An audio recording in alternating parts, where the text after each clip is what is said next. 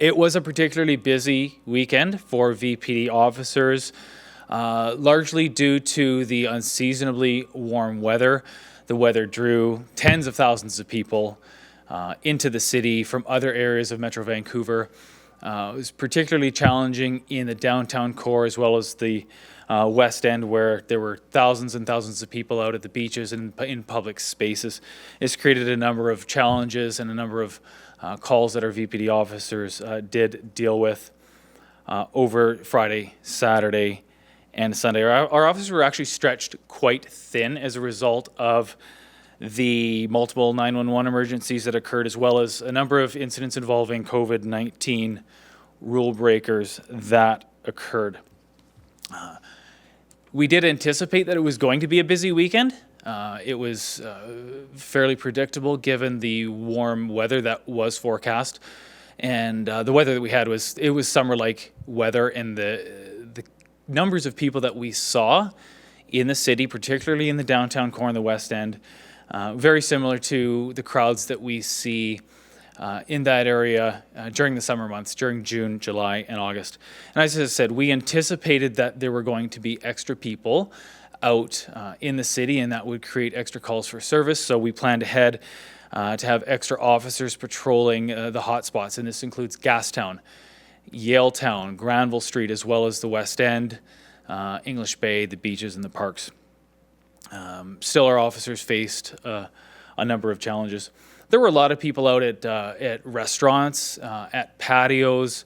I was out there on Saturday night, and virtually all the patios that I saw out in Yaletown, Granville Street, and the West End were full of people. There were no major incidents that related to people who were dining out.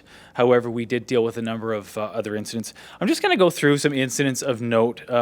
These are going to be bullet points, and I appreciate there may be some specific questions about these incidents. I may or may not have the answer right at my fingertips just because there's so much information here. And if I don't have the answer, I'm just going to encourage you to send me an email, and I'll do my best to get the specifics if you have follow-ups. First of all, our officers monitored 8 separate protests that occurred over the weekend. It's quite normal for us to have a number of protests that occur in this city on weekends as various people come out to express their views about various causes. One particular demonstration of note was the Extinction Rebellion March. It was called the Walk to the Salish Sea, which occurred on Friday. This was a group of demonstrators who left Jack Pool Plaza around Canada Place in the morning, and their mission was to walk to Richmond. Our officers did escort this group as they walked south through the city. We provided a safety buffer for these demonstrators as they walked to ensure that there was no challenges with traffic as they were at times walking in the roadway. It was a particularly hot day, and of note, our officers did assist a number of people, including elders in the group, who were feeling overcome by heat, by giving them water and making sure that they had the time to rest. Saturday, one of our officers observed a distraught teenager who was climbing the suicide barriers on the Burrard Street Bridge, hoping to cause harm to himself. This VPD patrol officers spotted him before he got on top of the fencing on the Burrard Bridge, and I'm talking about the vertical black fencing that goes up the bridge. The officer actually did run up behind him, grabbed him, and held him in a bear hug until other officers were able to arrive and safely take this man into custody. He was ultimately apprehended under the Mental Health Act, and he was taken to the hospital, certified under the Mental Health Act, and he's thankfully receiving the treatment that he requires. Saturday night, a domestic violence victim called 911. She reported that her boyfriend had shot her multiple times with a BB gun inside her West End apartment, and had trashed that apartment. Our officers responded immediately. Unfortunately, before we got there, the suspect had fled. We received information that the suspect was in possession of a crossbow, which obviously is a weapon that could cause serious harm. Dozens of patrol officers have been searching for the suspect, have yet to formally apprehend him. However, we're working with the victim we did work with the victim to develop a safety plan to keep her safe until the investigation is completed. Very newsworthy incident or number of incidents that occurred was in these impromptu gatherings that occurred at Kits Beach, English Bay Beach, over the weekend. We did have on Friday and Saturday, and I understand last night as well, a large group of young people, mostly young people, who did form an impromptu dance party on the beaches. On Saturday night, in particular, was particularly challenging for us as a result of other calls that were happening in the city. There were approximately 200 to 300 people who were partying down on English Bay Beach, flagrantly drinking alcohol in public, disobeying social gathering guidelines, not wearing masks, playing music through a large amplifier. It was like essentially like a flash mob dance party.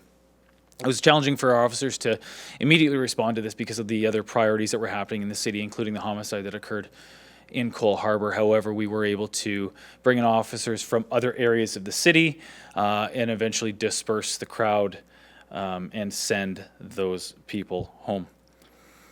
Another incident of note, a 28-year-old man from Surrey was in town.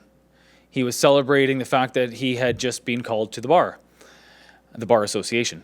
He came into Vancouver with two friends, obviously drank too much, and began to instigate physical confrontation or fights with his buddies.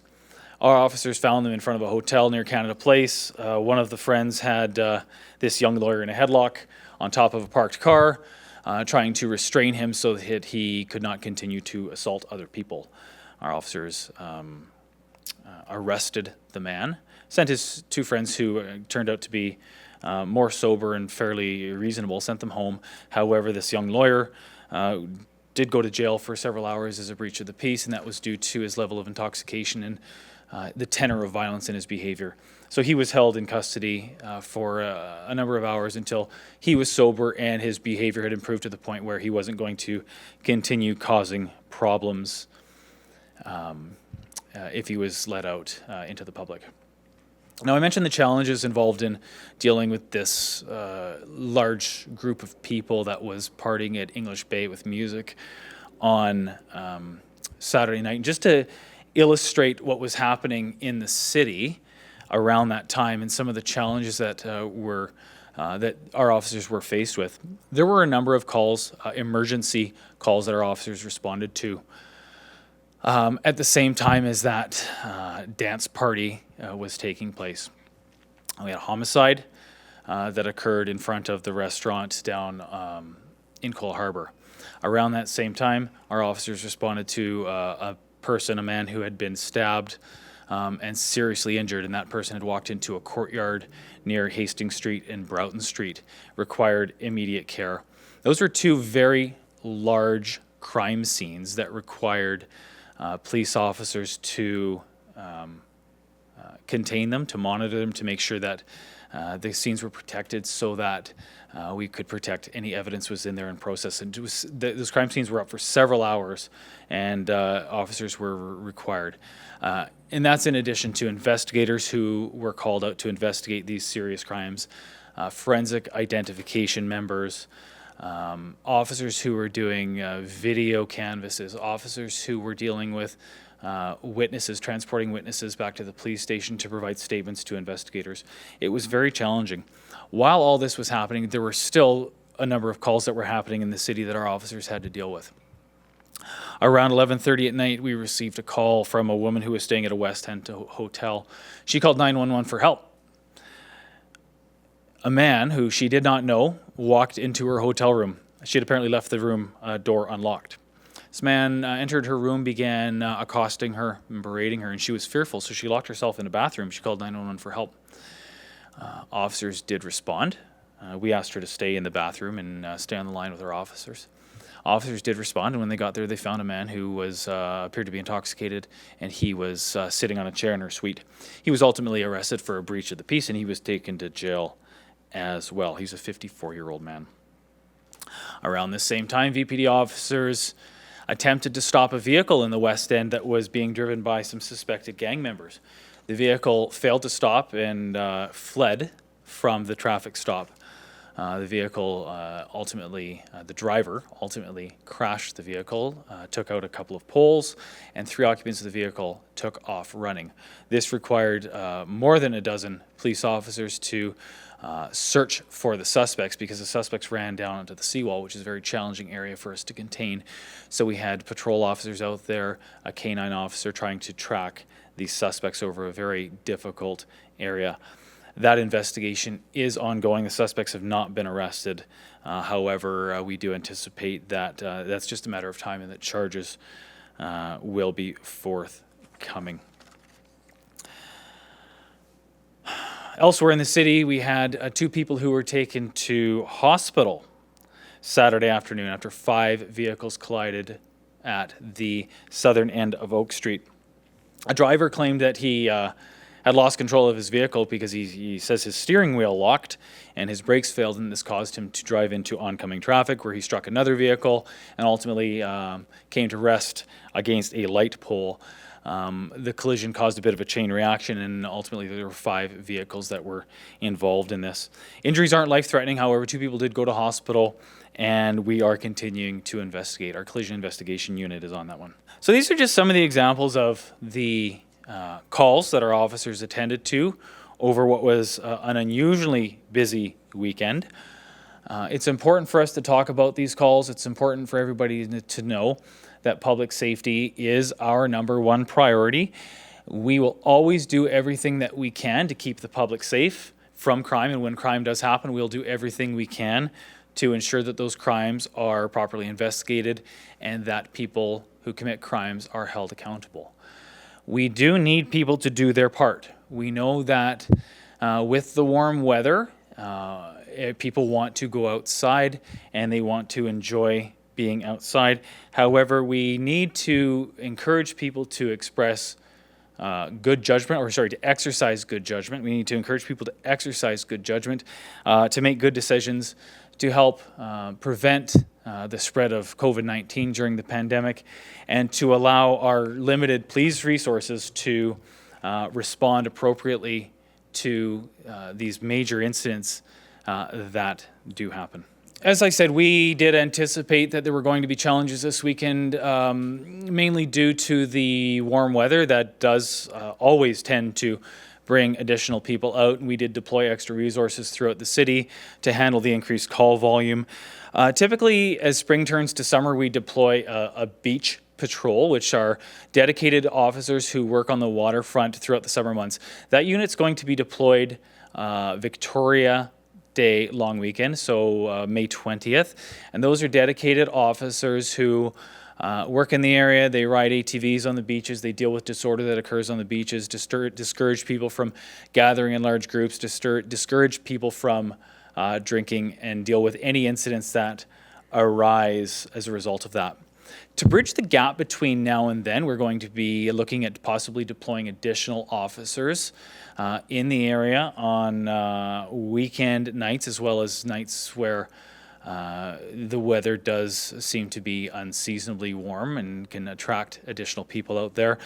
Furthermore, we're going to be continuously working with our other partners, whether they be at the provincial level or the municipal level, to develop a coordinated approach to deal with some of the challenges that are posed by the large groups of people that are coming outside.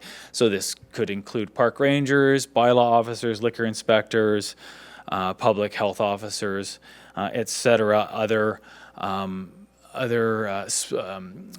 folks who do have the authority to take enforcement action and write tickets, etc., against some rule breakers. So we're hoping that some of those initiatives will help in dealing with some of the challenges we're facing, but also we need to get the message out to people that it's not appropriate. We know people want to come outside. We can't be inside. So people do want to come outside, but when they do, they need to be responsible. They need to stay close to home, so that if you don't live in Vancouver, please don't come to Vancouver thinking you're going to come down here and party. We need Vancouverites to stay close to their home and to exercise good judgment. There's a pandemic, and we encourage people to obey the public health guidelines that are in place, and these public health guidelines are designed to prevent the spread of the pandemic and to keep people safe. Thanks so much. And then a second question. I think everybody does understand that there's so much else going on in the city that night. So the English Bay dance party, which was eventually attended and shut down essentially. Just wanted to say, if the resources had been there that night, I just want to ask you, how would that situation, how would it have been responded to? Would it people there, would they have been ticketed? Yeah. And I just wanted to know what that would look like if there wasn't so much else going on that night. Yeah, it's hard to speculate, but what I can tell you is that virtually all the available resources that we did have deployed in the city, the extra resources, did eventually become tied up with the two major crime scenes that we had downtown. One being the homicide, the second one being the stabbing that occurred about a block away. Those included the resources that were had been deployed to deal with the extra people that were out on the town, out at the beaches. So ideally, what would have happened is we would have had resources that could have monitored that situation on the beach to disperse the crowd before it became problematic. Ultimately, we were able to get down there, seize a large amplifier that was being used to play music, and when that music shut down, it allowed our officers to go into the crowd and to ask everybody to leave. And once we did that, we didn't get a lot of pushback from the crowd. Most of the people who were, a lot of them were teenagers, were compliant, and they did leave the area. But I should say that our priority is dealing with 911 emergencies and major crimes and public safety. We have to deal with these issues first before we are able to deal with the other issues that involve crowds of people, dance parties, COVID rule breakers, etc.